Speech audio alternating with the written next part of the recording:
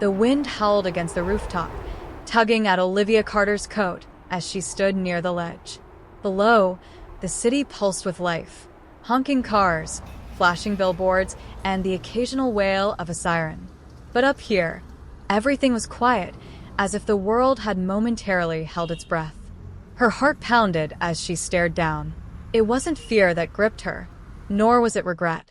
It was something else. A pull. An invitation.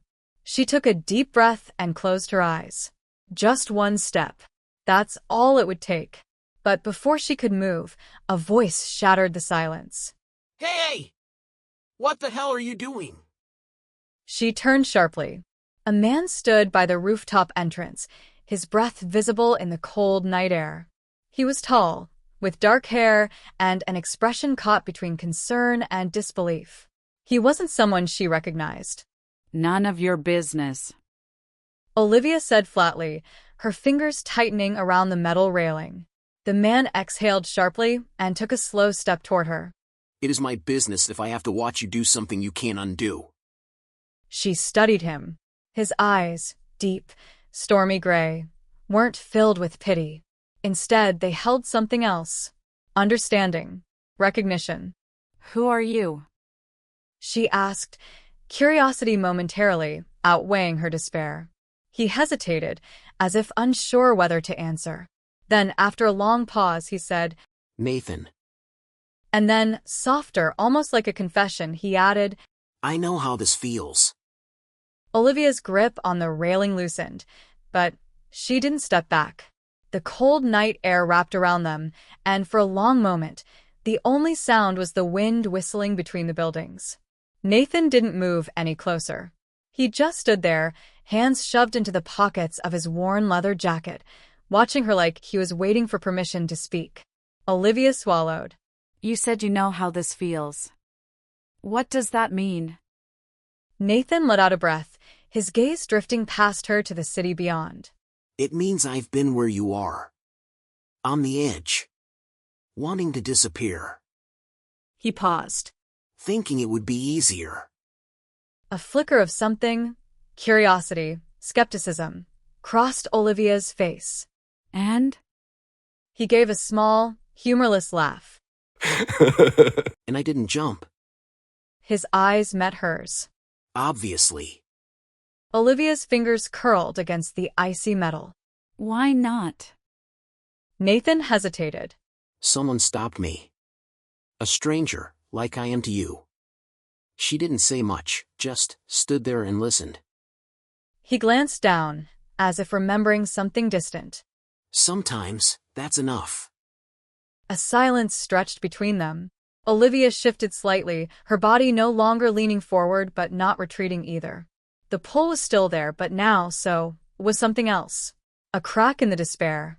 She looked at Nathan, studying the sharp edges of his face, the quiet weight in his eyes. And after that? She asked. Did it get easier? Nathan hesitated before answering. No. He admitted. Not at first. But it got different. And sometimes, different is enough to keep going. Olivia turned back toward the city, her thoughts a tangled mess. She had come up here expecting an ending. Instead, she had met someone who had already survived his. And now, for the first time in a long while, she wasn't sure what she was supposed to do next. The city stretched beneath Olivia like a restless ocean of lights, endless and indifferent. A few minutes ago, she had felt like a ghost, weightless, untethered. But now, with Nathan standing a few feet away, she felt something else, something unfamiliar. I don't know if I want different, she admitted, her voice barely audible over the wind. Nathan leaned against the railing, close enough that she could sense his presence, but far enough to give her space. You don't have to want it. He said. Just try it. She shook her head, frustration creeping into her voice. You make it sound so easy.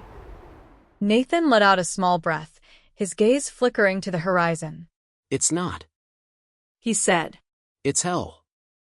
Some days, it feels like dragging yourself through glass just to make it to the next morning. His fingers tightened in his jacket pockets. But then there are moments, small ones, where you feel something real again. And those moments, they're worth holding on for. Olivia frowned, her thoughts a tangled mess. And what if they never come? Nathan gave her a look, not pitying, not patronizing, just honest. Then you keep going anyway. Because eventually, they do. A bitter laugh escaped her lips. And what makes you so sure? Because I'm still here.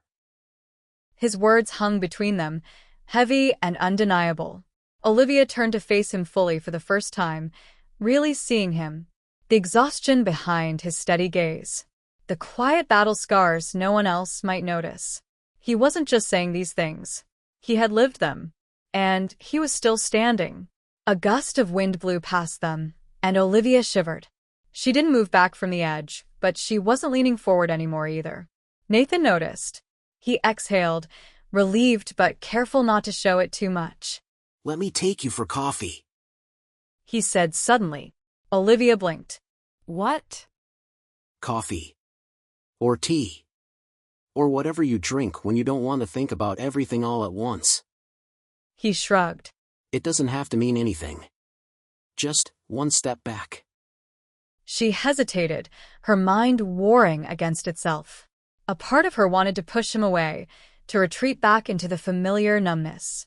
But another part, the part that had kept listening, was telling her something else. One step back. Finally, Olivia inhaled and took a slow, careful step away from the ledge. Nathan didn't react, didn't move too quickly, as if afraid one wrong word might send her running. He just nodded, like he had been expecting it all along. Okay. She said, voice barely above a whisper. Just coffee. Nathan nodded again. Just coffee. And for the first time that night, Olivia felt the pull of something new. Not an ending, but maybe, just maybe, a beginning. The cafe was warm, a stark contrast to the icy night air. The scent of freshly brewed coffee curled around Olivia as she sat across from Nathan, her hands wrapped around a cup she hadn't taken a sip from yet.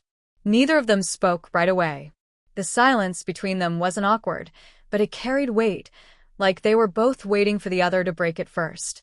Finally, Olivia exhaled. So, what happened? Nathan tilted his head. To what? To you. She looked down at her cup, tracing the rim with her fingers. You said you've been where I was. What put you there? Nathan let out a slow breath, his fingers drumming lightly against his mug. A lot of things, he admitted. But mostly, my brother. Olivia glanced up, sensing something heavy in the way he said it. He was my best friend. Nathan continued, staring into the dark liquid in his cup. And one night, he was gone. His jaw tightened. No warning. No goodbye. A familiar ache stirred in Olivia's chest. She knew that kind of loss. The kind that left a hollow space inside you, one that no amount of time seemed to fill. I thought about following him. Nathan said, voice quiet.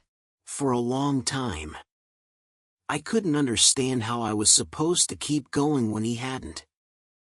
His fingers tightened around his mug. And then one night, I found myself on a rooftop, just like you. Olivia swallowed. And the stranger who stopped you, what did they say? Nathan gave a small, almost wistful smile. Not much. Just that pain doesn't disappear when we do. It just passes to someone else. A lump formed in Olivia's throat. I thought that was bullshit at first. Nathan admitted. But then I started thinking about my mom. My dad. The few people in my life who might care. And I realized that even if my pain ended, I'd just be handing it to someone else. His eyes met Olivia's. So, I stayed. The words settled between them, heavy but grounding. Olivia's grip on her cup tightened. She thought about her sister, Emily. About how she had been avoiding her calls. About the worry in her voice the last time they spoke. Would Emily be the one left carrying Olivia's pain? She swallowed hard, looking away. I don't know if I can do this. She admitted, her voice barely audible. Nathan nodded, not pushing. You don't have to know. You just have to try. The silence stretched again, but this time, it felt different. Not as suffocating. Not as final. Olivia lifted her cup to her lips and took a slow sip. It was warm. Steadying. A small, quiet reminder that she was still here. Still trying. And maybe, for now, that was enough. The cafe had thinned out, the hum of conversation fading into a quiet murmur. Outside, the city still pulsed with life, headlights streaking across wet pavement, the occasional siren wailing in the distance. But inside, at their small corner table, Olivia and Nathan sat in something that almost felt like peace. She didn't know why she was still here. Maybe it was the warmth of the coffee in her hands. Maybe it was the way Nathan spoke, never pushing, never demanding, just offering space. Maybe it was simply that, for the first time in a long time, she wasn't alone. She let out a slow breath. I don't know what comes next. Nathan nodded, as if he understood that better than anyone. You don't have to. Just take it 1 hour at a time. 1 day at a time, if you can.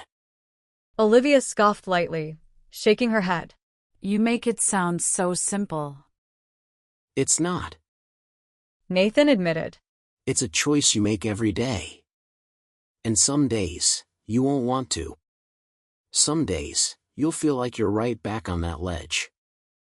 He studied her, his voice soft but certain. But you won't be. Olivia looked at him then, really looked at him. There was no pity in his expression, no empty reassurance. Just someone who had already lived through what she was still trying to survive. Why did you stop me? She asked, voicing the question that had been lingering since the rooftop. Nathan exhaled, leaning back in his chair. Because someone stopped me. He said simply. And I guess I just wanted to pass it forward.